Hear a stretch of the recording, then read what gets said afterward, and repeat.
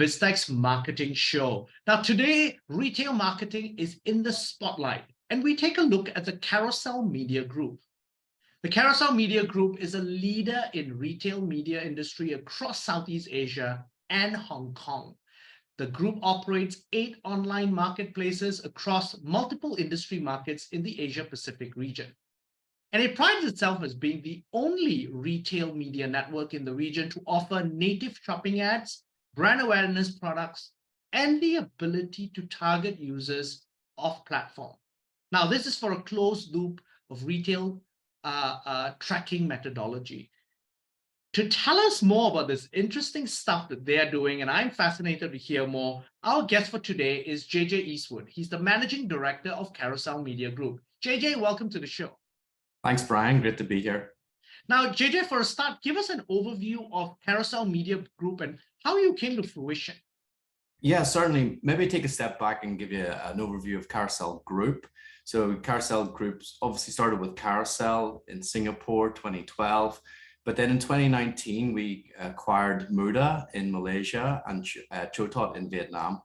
And while it makes complete sense for those marketplaces to operate independently in those markets, it made sense for us to come together as a media group. And essentially that's all 3 marketplaces on one advertising platform.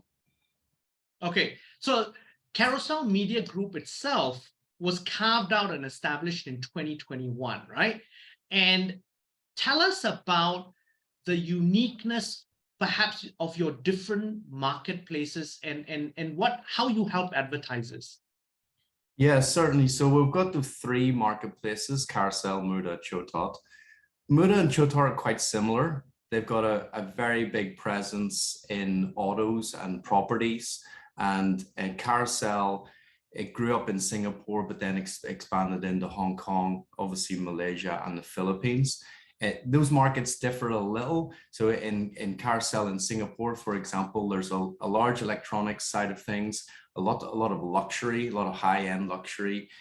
We've got a couple of marketplaces that focus specifically on that. Oxlux, for example, we authenticate luxury items, give them warranties. That's really that re-commerce space that you're probably going to hear a lot about.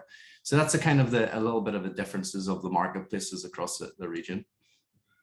Okay, now tell us a little bit about your demographics of your users in the various marketplaces. How do they differ from market to market? They differ a little bit market to market, but the vast majority of our users are actually sort of the Gen Z millennial audience. 80% would be under the age of 40, for example. Obviously, it would differ a little bit when you sort of get into the segments. Property owners and car buyers skew a little bit older. But if you were looking at a whole, the vast majority of our audience are millennials and Gen Z. Okay, and give us a sense that across the region, what sort of transaction volume do you do on an annual basis? We have tens of millions, around 50 million monthly active users. And hundreds of millions of searches for products across the marketplaces every month. A wide range of items. You know, as I said, in some of the markets, there's a very big focus on electronics items, a lot of focus on retail. Retail is all encompassing, so that would be fashion, it would be furniture, and a lot of high-end stuff as well. So luxury watches in Singapore and Hong Kong are really big business for us. Pre-owned Rolexes selling at a margin. We've got a really big community of what we would call sneakerheads in Hong Kong and Singapore, about 500,000 in Singapore, for example. And these are people who are obsessed with high-end sneakers and they trade them with each other. Generally at multiple times what they would purchase them for brand new. So now this is fascinating because a lot of people still think of marketplaces like these as maybe putting the odd product on that you want to get rid of in your inventory. But that's grown tremendously. You've just given us some examples of that, but these are not just individual. These have morphed into multi-million-dollar businesses right out of their homes. Could you give us some examples, perhaps, of key success stories? Because Carousell has been around since 2012. It's more than 10 years old. It's its 11th year now. Do you have some little customer stories that you can share of how businesses have grown with you? Yeah, we have a lot of kind of examples of young people, for example, coming out of university to make ends meet. They would initially start selling things that they didn't need, and then they identified an opportunity for little businesses that have grown on Carousell. And it really spans the gamut. You know, some people see an opportunity for certain items that, say, for example, some kind of computer accessories. They were able to buy them from the likes of Alibaba, and they would brand them up, sell them, create a little business that way. That would get them through college. And then some people, even young kids, as young as sort of 14, 15, they've got like little plant businesses that they've grown on Carousell. A lot of offline businesses are now using Carousell, particularly in that luxury watch. All of the luxury watch offline businesses will list their items now on Carousell. A lot of the car dealerships now list their cars on Carousell, Muda, and Chotot. Real estate agents are using. So it's really expanded way beyond the sort of university students, which was the core market back in the day. And so these big brands who have now gone offline to online and using your platform, particularly, and I've noticed in my research, the automotive sector is a very strong sector for the Carousell Group itself. What are sort of the solutions that you offer these bigger businesses in terms of product and service offerings? Yeah, so look, our core business is helping businesses, big and small, acquire new customers and increase sales. And there's a whole wide range of solutions that we have for that. For example, car dealers can work with Carousell or Muda in Malaysia, for example, or Chotot in Vietnam, and they can have their car listings on the platform and acquire new customers and sales that way. We also work with the brands themselves. And that might be some kind of activation. Maybe we create some sort of content, and then we allow those consumers to go back to the brand website, so it doesn't the reaction or the conversion doesn't actually always have to happen on the platform. Now, one of the interesting value-add services that you offer is really a validating and authentication, inspection services. And if I look at your Malaysia site for Muda, you do that for the automotive sector. Tell us how that really helps in terms of building trust among people who are buying from your merchants and partners. Yeah, this is a really core part of our business. So if you think about why Carousell and Muda, Chotot started, they identified that the classified model could be improved upon. Let's make it easier for people to sell, to list their products, etc. But there's still a lot of barriers, particularly in the secondhand market, for consumers. And in addition to these barriers, like, am I buying something that's a lemon, for example? Do I get any warranty with this? How much is shipping? Is it available in my size? All of these types of standard questions. And then in addition to that, with the rise of e-commerce, consumers have these expectations of how to transact online. They want to be able to buy things instantly. They want clear transparency in how much shipping is going to be. They want warranties. They want recourse if there's anything wrong with the product. So that's what we've been investing in through both people and technology. So we're authenticating mobile phones, we're authenticating luxury handbags, we're authenticating Rolex watches, we're authenticating cars. And really, it's just giving consumers much more peace of mind to be able to transact on our platform and bringing all of those best-in-class e-commerce experiences into the pre-loved resale world. Okay, now I want to zoom in on Carousell, the media group itself. How do you differ from a traditional advertising agency?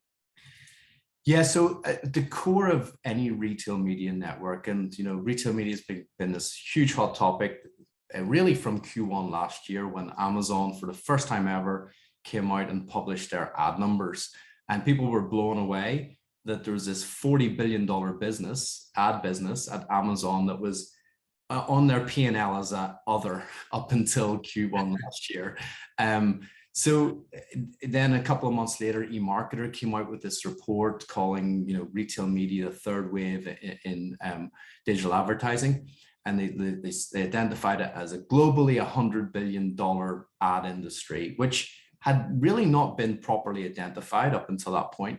But go back to your question, like the key kind of like what's driving this growth, and the key element within that 100, probably about 90% of that 100 billion comes from what we would call sponsored product ads. So that's where a retailer will take a live feed from an advertiser, generally on their own marketplace, or it could be from their own website, and then they'll pull in the specific product that someone is searching for, or as relevant as possible. So you can imagine you're on Carousell, you're searching for a latest Samsung handphone. We pull in that exact product, or maybe something extremely similar, super relevant and in the moment advertising. And that's at the core of every retail media network. Now, Carousell and IAB Southeast Asia and India recently launched a new research piece entitled Digital Advertising's Next Big Wave. Talk us through the methodology behind this research. Yeah, so it really came off the back of all of this press globally around retail media. And we realized that while there's plenty of insights from North America and Europe, we don't have a lot of data about what's happening here in Asia. So we partnered with the IAB to do a research piece, which went to over 2,000 marketers and agencies to get a sense of what's happening in retail media in this region. Super interesting insights. 99%, virtually everyone said they were going to be investing more in retail media over the 12 months. What was super interesting about that is that almost half of those that were surveyed said that they were going to invest in retail media, even if they didn't have a brand bought and sold on that retail media network. So we would call them non-endemic brands, the likes of banks, insurance companies, F&B. And yeah, so that's some of the very top line findings from that research. Okay, then tell us about retail media now. It's obviously from what you've just said, gaining momentum in Asia. Your survey basically just highlights that, but it's gaining momentum. Give us a sense of other sort of retail networks that exist in the region. Yeah, sure. So the way we think about it is that there's three types of retail media networks. So you've got marketplaces like Carousell, Lazada, Shopee, Amazon, and that would be your big one. The next one is actually retailers themselves. So the big one, globally, is Walmart, and FairPrice are doing some stuff here locally in Singapore. And so that would be the second tier, which is actually the retailers themselves. And then the third tier would be the likes of the apps, sort of the food apps, Grab Food and Food Panda. So there would be the three different types of retail media networks.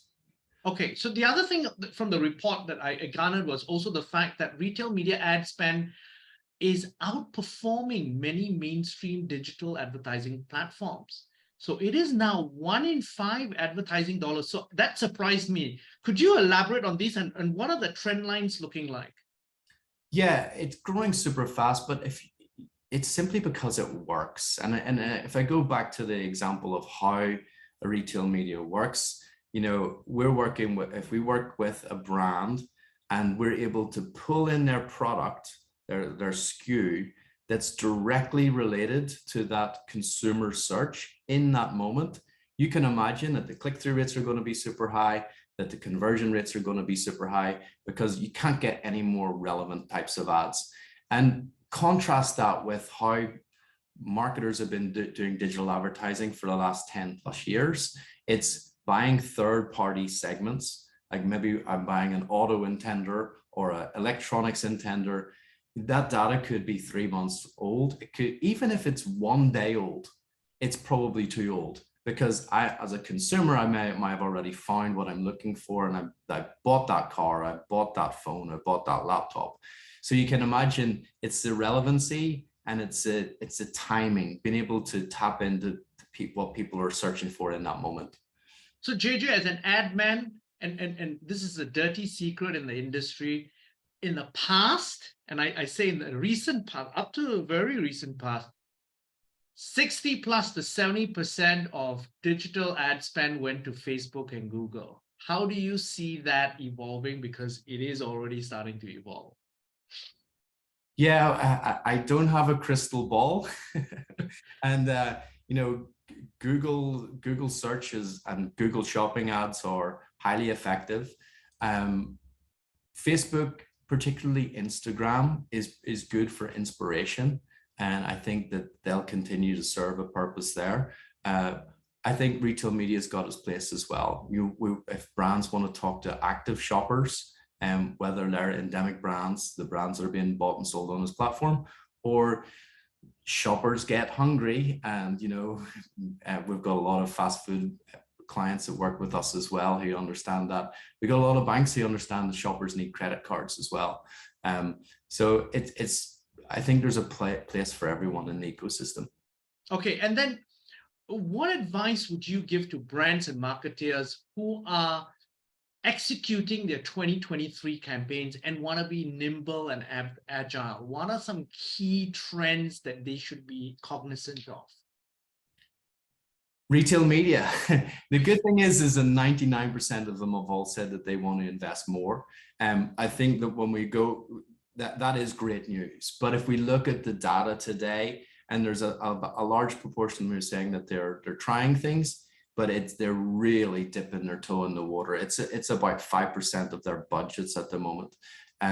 So I think there's a couple of important things to consider. Particularly, whenever we did that research piece, we got half of the respondents who don't have products bought and sold on those, so non-endemic brands, if you like, saying they want to invest.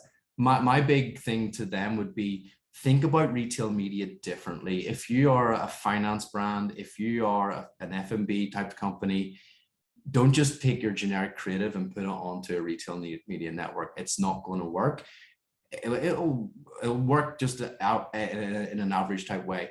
But if you can think of innovative ways to tap into what people are searching for, your results will be exponentially better. And let me give you an example of that. We worked with an insurance company who said, okay, well, can you help us with ideas on how we might be able to tap into what people are searching for? So we said, okay, let's look at the top 3 items that were searched for on Carousell. Now, this was September last year, so it's just before the iPhone 14 launch. So the top items were iPhone 13. It was those Brompton bikes, those fold-up bikes, super popular in Singapore at the moment. And then the third one was Nintendo Wii. Obviously, in the lead up to Christmas, they were looking for their kids. So we put that together, those 3 items, as a prize draw giveaway. And the insurance company we work with were blown away with the leads that they were getting off the back of that. So that's an example how a non-endemic brand can still tap into the search relevancy. Now that's really, really interesting, because that's quite a clever way in terms of, that, as you said, insurance company is basically done that. Could you share some other anecdotes like this of how you've helped advertisers run cool campaigns like this? So we've got the cool campaigns. We work with, obviously, if you look at our marketplaces across the region, a lot of what's transacted is pre-loved items. So Carousell, Muda, and Chotot have been at the center of the circular economy in Asia for the last 10 plus years. So realizing that, the Singapore government came to us with a brief about a year ago, but how can we do something a little bit different with your marketplace and obviously tap into the consumers who are super passionate about sustainability. And this was in the lead up to the announcement of the SG Green Plan. So we came up with this idea around trash to treasure, and we identified a number of users on Carousell who were taking what other people's perceived trash, and they were doing it up and then selling it and turning it into treasure. So I'll give you an example about this. There was a man who was really passionate about refurbishing guitars. He would take old guitars, he would buy them. Quite often he would find them even, being given away for free because they were in such disrepair. He would do the guitars up and then he would list them on Carousell for sale But what was really cool about it is that if he identified some young person who maybe didn't think had a lot of money, he would quite often gift these for free. So that's kind of taking trash to treasure. It was a whole bunch of examples that we did. We created a video series around this, and then we distributed it on both the government and on our social sites as well. And that's a very, very interesting, heartwarming story that he actually gives it away. Now, JJ, it's been a fascinating conversation. I've actually learned a lot, and it's just sparked a lot of ideas in my head. But before we leave, any final thoughts you'd like to leave the audience with? Yeah, I think, first of all, this is the tip of the iceberg. We're all going to hear a lot about retail media over the next 3 to 5 years. As a marketer have identified it, it's a third wave of digital advertising. We've had search, we've had social, and retail media is going to be the next sort of 5 to 10 years. We are helping brands connect with active shoppers, and if brands out there think that that's something they'd like to do more of, think about the 3 different types of retail media networks: the marketplaces, the retailers themselves, and then there's those super apps that are really good around that food category. JJ, thank you very much for coming on the show. My pleasure. Thanks for having me. Now, we've been speaking to JJ Eastwood, the Managing Director of Carousell Media Group. I'm Brian Fernandez, and this has been BizTech's Marketing Show. This interview will be on our website, www.biztech.asia, as well as our social media platforms. It'll also be on our syndication partners, TV stations, radio stations, and websites. Thanks a lot for tuning in.